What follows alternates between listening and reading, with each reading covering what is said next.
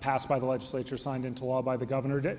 Is it an either-or situation? Can it be a both? I guess in your administration, what roles do they play? Well, it can be both. It's just got to be realistic. I mean, I have yet to have anybody show me where the science came from on the 30% renewable. I think it just popped out someday in somebody's mind and say, let's move to Colorado to a 30% renewable. No protection for the ratepayer. In fact, initially they were going to say, look, let's limit it to 50 cents. Then it went to 1%. Then it went to 2%. The reality of it is we cannot meet the renewable standard in 2020.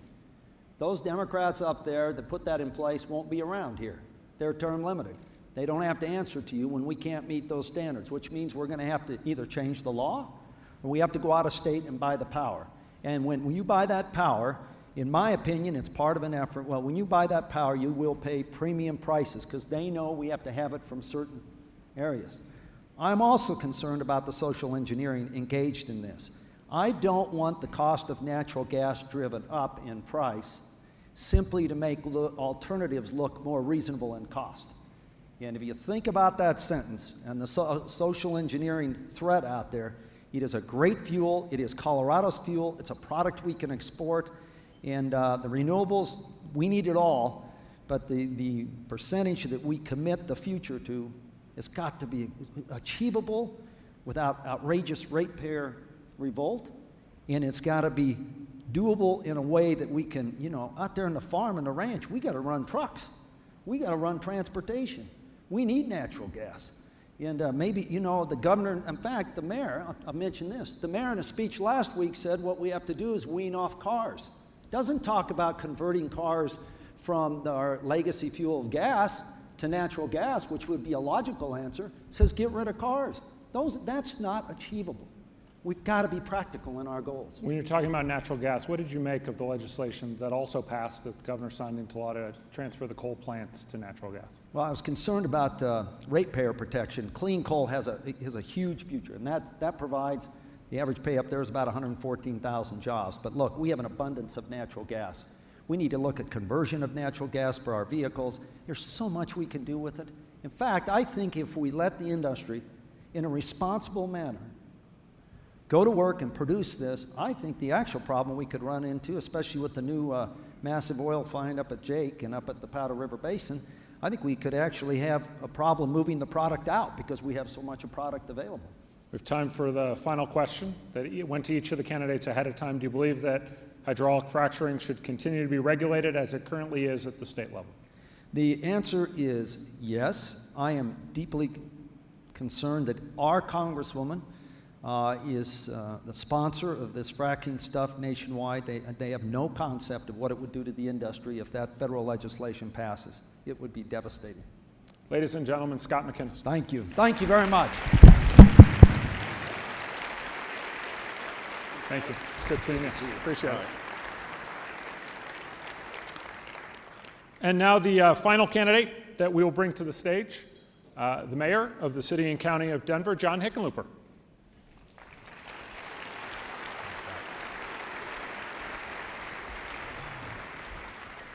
Hello, sir. And again, top one or two issues for the industry that your administration will focus on if you're elected, and also what you do to incentivize the industry to do business in Colorado. Great. Thank you. Thank you, Adam. Thank you, Tisha and Koga, for putting this together. One of my great mentors throughout most of my professional life was a guy named Fred Mayer, who started and ran for many years Exeter Exploration, Exeter Drilling. One of my favorite stories was when he was helping Sam Gary drill, after 23 straight dry holes, one last well in the elusive search for Bell Creek. On their way to the well site, Fred said, well, do I have to keep discounting my drill rigs if we find something? Can I just charge book rate? And Sam looked at him and said, yeah, we'll pay book rate. If we find something, we'll pay book rate. 650 wells later, the only thing that mattered was that handshake was their word. Right, that they drilled every well at book rate. Fred always said he made more money off drilling than he did off his royalty revenues on that deal. But I think that through my life, not just in the restaurant business, but in public service, has guided me. That your word is, you are as good as your word. I came out to Colorado as a geologist in 1981. Joined RMAG, AAPG. I'm still a member of the Rocky Mountain Association of Geologists. I'm not sure there's ever been a governor who's the member of RMAG. For the last 7 years, I've been mayor of Denver, and I think we've really created a national model of how to make cities smaller. The workforce is about 5.5% smaller, and yet we've done a number of different expansionary programs. I first made that switch from when I came out as a geologist. Our company got sold in 1986, and I got laid off. And it really is like getting kicked in the gut. I'm sure a lot of you have experienced that. So I ended up starting the Wine Coop Brewing Company, which grew to be the largest brew pub, not just in Colorado, but in the United States. I always say that we used to sell the beer for $3 a pint, at 2 pints per quart, 4 quarts to a gallon, at least in beer, 31 gallons to a barrel. Got up close to about $850 a barrel. If the price of oil had been 1/10 of that, I would have stayed a geologist. But at least I stayed in liquids. And actually, if you include the carbonation in the beer, it was gas as well. Obviously, I think all three of us candidates agree that the #1 priority for the next governor is jobs, economic development, and branding. How do you sell something? How do you create excitement around it? How do you make Colorado a center for innovation? Obviously, you're going to have to figure out K-12 education and transportation and mobility. You're going to have to really look at higher ed, because no entrepreneur is going to come here without those resources and assets being in good condition. Now, natural gas is abundant. It is a critical resource. It's cleaner, it's abundant, it's accessible, and it's American. And I think that getting it to market is essential for Colorado's economy. We're not going to be able to talk about an economic recovery in Colorado without natural gas, and I think that's one of the reasons why I supported converting some of the coal plants, some of the power plants to natural gas, to make sure that we can increase demand and create some sort of stability around pricing. Now, recently, as you've all heard, industry's had intense debates, new rules, new membership requirements for the Oil and Gas Commission.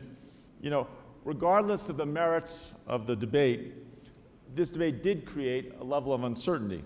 And I do think that some of the rules maybe went too far. I think some of them were applied statewide, but I've never said that I want to do a complete overhaul. I think there's a process in place whereby the Oil and Gas Commission, in their normal method of business, can revisit those rules and adjust them accordingly. I think to reopen them creates a great deal of additional uncertainty, and not to mention animosity. I think that instability is not a good platform on which to try to build an economy.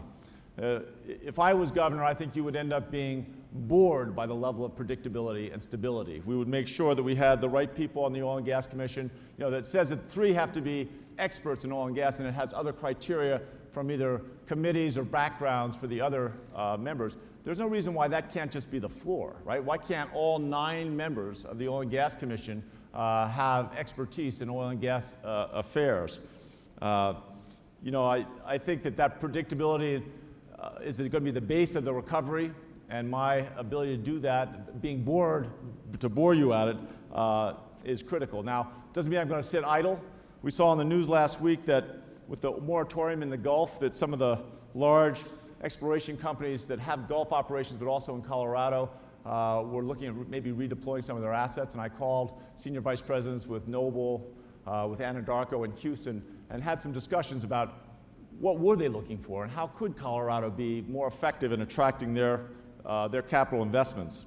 And I certainly think that if we were to rewrite the rules and reopen the structure of the Oil and Gas Commission, it would be an invitation to litigation and polarization. I'd rather get beyond that.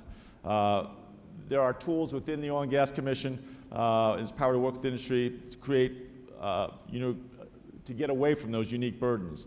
In terms of fracking, there's no evidence that I'm aware of that fracking has ever affected groundwater. Now, obviously, we're going to have to tighten up at how we move it around the surface and make sure we don't have surface spills. I want to make sure that I get 30 seconds, don't I? It's hovering. I want to lead a coalition that can unite industry and the environmental community. Now, I'm not trying to aim for a Nobel Prize, but we have a common interest in promoting cleaner energy. And by any measure, we're going to be dependent on carbon fuels for a long time. I spent 10 years on the supply side of the equation. I'd like to spend 10 years on the demand side and really trying to see if we can build that market. We're going to have a lot of opportunities to convert power plants, not just here, but in other states. As a mayor, I was one of the, on all the significant committees of the mayor's conference. I think I can do that as governors and begin helping other governors to make that switch. You can count on my support for these kinds of initiatives in terms of that sense of Fred Mayer and Sam Gary. You can view this as my verbal handshake. Thank you.